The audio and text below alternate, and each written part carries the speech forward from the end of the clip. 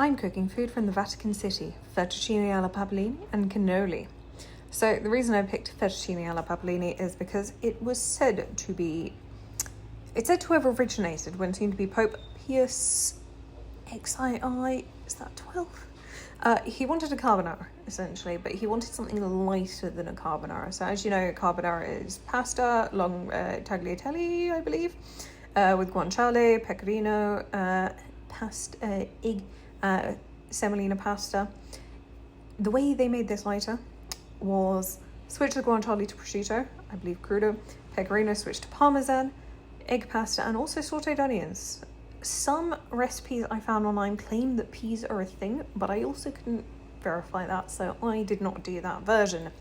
So to start with, I made my own egg pasta because I can't do a dish that originates from part of, well, Vatican City, but Italy. And then I cut up my prosciutto. Now, ideally so I use prosciutto crudo, but I found some recipes there's different types of prosciutto and it was a bit mixed, but that's what I ended up using. But whatever, the only stuff I could get was kind of this thin cut stuff, but I found a bunch of it, a whole lot of it. There's a lot. It's much easier if you have guanciale, which already comes in big lumps. Next, I made up my egg mixture. So this is literally just eggs, and then I mix the very finely grated Parmesan in. So again, a similar kind of way that you do a carbonara, which is that you mix the eggs with the cheese, except this is using Parmesan, and Parmesan is quite a fair bit stronger. Lots of black pepper in, freshly ground black pepper. So I'm hoping this will be good. I don't think I've actually ever made a carbonara. No, I probably have made a carbonara, but not in times I can remember. But anyway, the reason I picked this dish specifically was with my wild cooking project, I have been trying to pick foods that are kind of unique to a country, I suppose. For Vatican City, this is a bit difficult because it is such a small area, country, whatever. It's actually quite difficult to find things unique to it that aren't shared with Italy. Hence why this dish is fettuccine alla papalina it kind of works out. So I cut at this point I didn't have a pasta machine. I have since found one. I kind of screwed this up. In case you can't tell by now, my pasta is way too thick. I should have rolled it out way thinner. Unfortunately, this is quite hard to do by hand, or at least it was for me. I didn't realise because it also swells up when it's cooking. I forgot about that aspect. And also I kind of realised by the point when I was cutting it like this, but it was a bit too late and I winged it. Like I say, this fettuccine alla papalina has the addition of sautéed onions, which I think sounds pretty banging.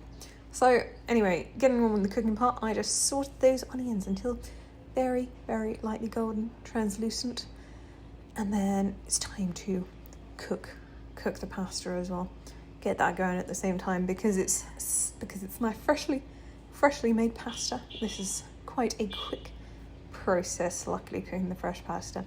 But yes, by the time it went in the water, yeah, you can really see there how thick it is. Also, I'm sorry, I've realised I'm doing this in a frying pan that's probably going to upset someone. But it's because it boils the water quicker and I'm really lazy to get the saucepan out. Back to the sautéed onions, throw in my prosciutto in and get that fried off. And this is actually done in a bigger pan, it's because I'm going to move it into there. I kind of forgot I should probably do my pasta. Oh yes, as you can see, I had the foresight to move my pasta, and it's now got really thick because it expanded.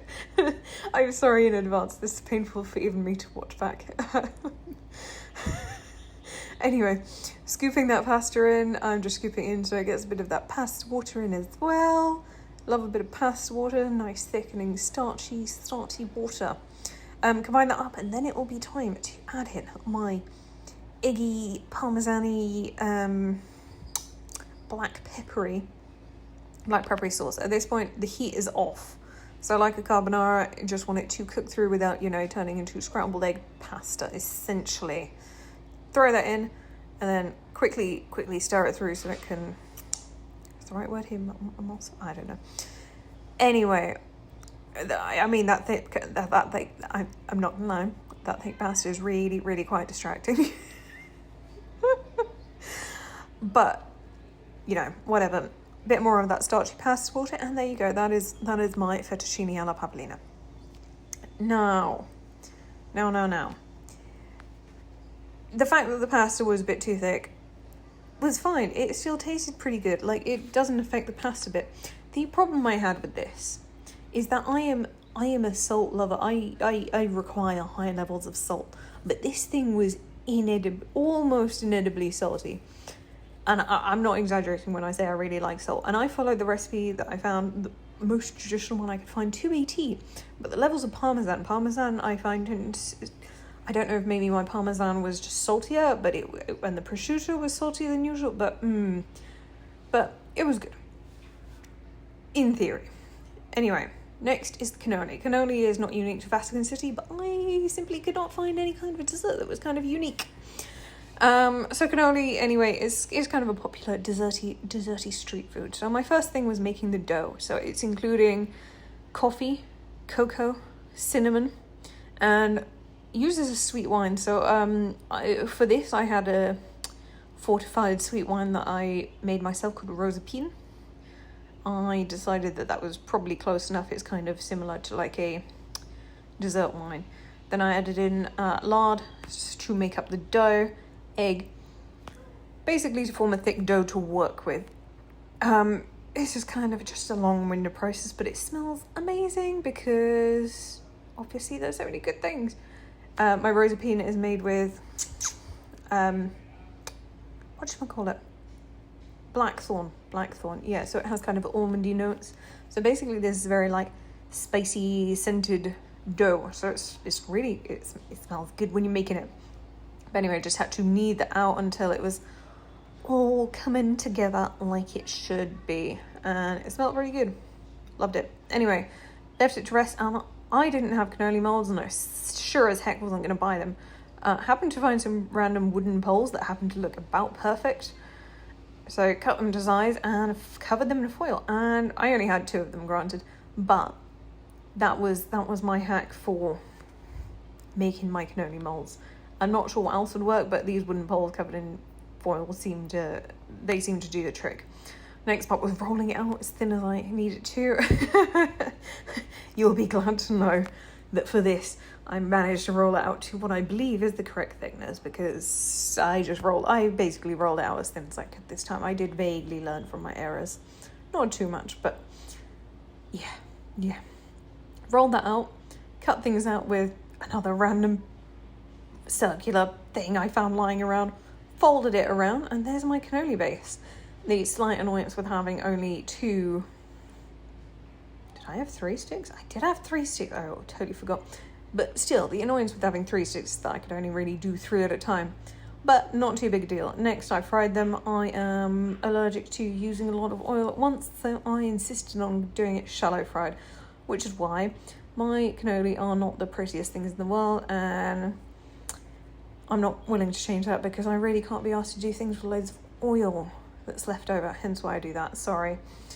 Next, I stuffed it with a sweet ricotta mixture, essentially ricotta, sugar, and then add in dark chocolate chips because they're great. I open these dark chocolate chips, I need to realise that they're button shaped, which is the stupidest thing I've ever seen, so I had to cut them up. Don't know who thought that was a good idea. You can't call them chips when they're not chip shaped. That's just really hard to find chocolate chips. Anyway, threw that in a bag. For piping, at some point I also realised I forgot the piping tip, so I had to take it all back out and do it again. But yeah. And I also went and found a proper piping bag. I won't lie, I hate piping things. It is the worst thing in the world. And there were so many, I was losing the will to live. Also, these look really dark on camera, but I promise they were not burnt. They were perfectly cooked through. The problem is I just, it was just a lot of effort. Anyway, decorated with crushed pistachios on the end. Beautiful! End result, they did taste good. However, the problem was I had, after cooking them myself, so much effort went into them that I didn't truly enjoy them myself. But my family loved them, so that was great. So I highly recommend maybe going to Italy and buying some on the street because then you probably get enough enjoyment. Or maybe if you just really like this kind of process. They were lovely, but I would not make them again. Too much effort.